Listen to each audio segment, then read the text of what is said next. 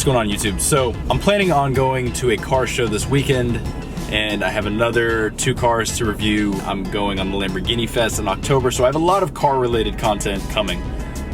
But I don't have anything for this week, and I don't want to wait till Sunday to post another video. So I've had a lot of people ask me what my beef with BMW is. It's not just the M4. I kind of don't like BMW as a whole. I realize on these kind of videos, I'm gonna get a lot of dislikes because inevitably there's BMW out there that BMW can do no wrong, greatest brand in the world.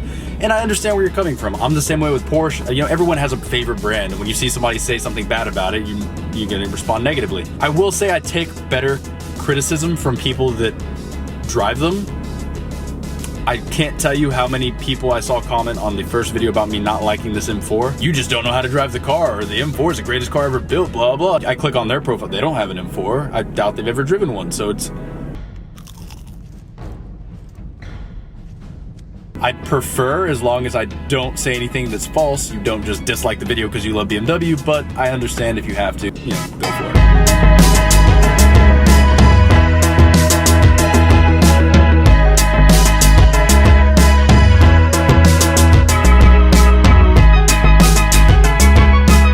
I understand that these modern day companies are going to have a hard time trying to make everyone happy. You have the government tightening everything down on them as far as, you know, what they can and can't build with emissions and the taxes and everything else they have to deal with. But I still have a couple issues. One, BMW to me just never competes. They're BMW. They should be competing with Mercedes and Audi, dare I say Porsche, but they don't. They really don't. As far as luxury goes, no. The 7 Series hasn't changed in 20 fucking years. I know there's been 2 changes in 20 years, but it really hasn't changed. It's a nice car. Thank God the new one came out, because now you can back in and out of a parking space with your key. You know, couldn't do that before, I guess. How are you ever gonna park a car? Compare that to an S63 AMG, or even an S550 Mercedes, and the interior is a different level. The Mercedes looks like a private jet. The BMW looks like a 5 Series with some extra LED lights. Then you have their entire fucking lineup, which has always confused the shit out of me. You don't have to have a car for every number gap there is. Then you have a 3, and you have the 3 Series, and you have the 3 Series Coupe. God forbid there's a 3 Series Coupe. It's too confusing to have a 3 Series sedan and a 3 Series Coupe. So what do? They name it the 4 Series. I can live with it. But wait a second. Then you come out with the 4 Series Grand Coupe, which is a 4-door version of a 2-door version of a 4-door car. It's called mind fucking. You ever been mind fucked before? I don't know what you're doing. They kind of did the same thing with the 6 Series, because the 6 Series was supposed to be kind of a coupe, but it was supposed to be like a sedan coupe, and then they made a 4-door version of it, making an actual sedan. But I can't give them shit on that, because the 6 Series Grand Coupe is probably one of the most beautiful cars I've ever seen in my life. So if I'm gonna give them any kind of head nod, it's for that one. That thing's awesome. I really can't talk shit about it.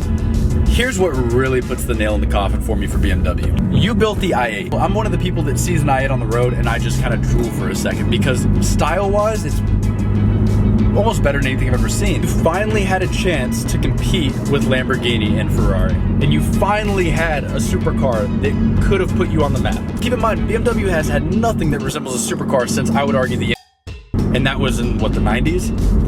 You put an electric motor in it, put a shitty combustion motor in it, and you call it a day. It'd be like Audi coming out with the R8 and being like, you know what, it looks amazing, but this is the evolution of our brand, so we're gonna go ahead and make it slower than every other sports car that we have, but we're gonna charge a shitload of money for it because it's evolutionary.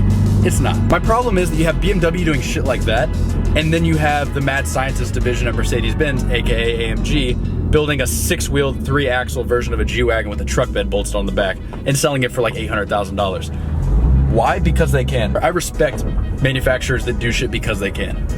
Because we can is why the 918 exists. Or shit, the Aventador SV exists. It's the manufacturer flexing their muscles a little bit and saying, you know, look what we can do.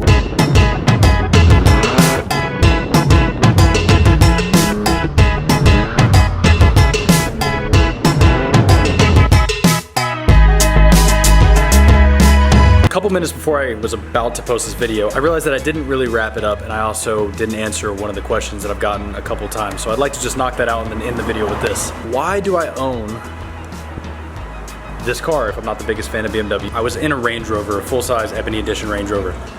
And I did love that car, but it was very, very expensive. So I traded it in. I wanted to stay in the 65,000 marker, and this car for 65,000 with 500 horsepower on it is the best car for the money. I still stand by that. So again, I don't hate this car. I actually really like the car. Get something straight real quick. When I talk about the M4, keep in mind I'm talking about this M4. So take what I say with a grain of salt, because obviously when I say it's too low, that doesn't mean that all M4s are too low. That just means this one's too low. I literally have 2 inches of clearance. 2. I can't even.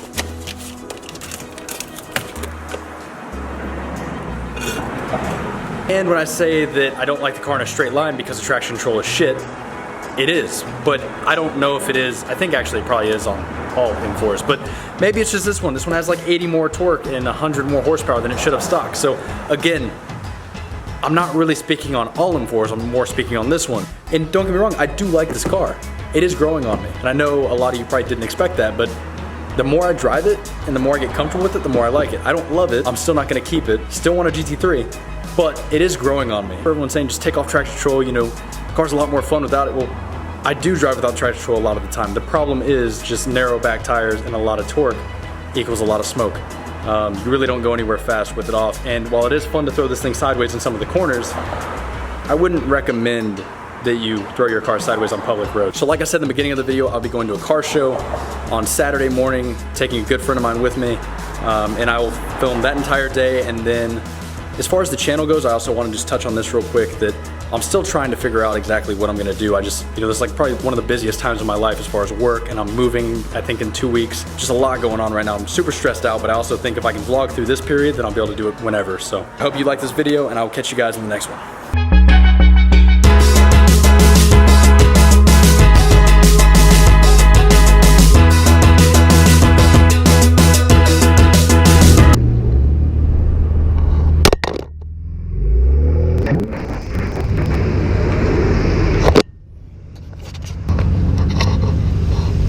Somebody be looking for it. Appreciate it. I looked at my rear mirror and I said, something's missing, man. Thank you.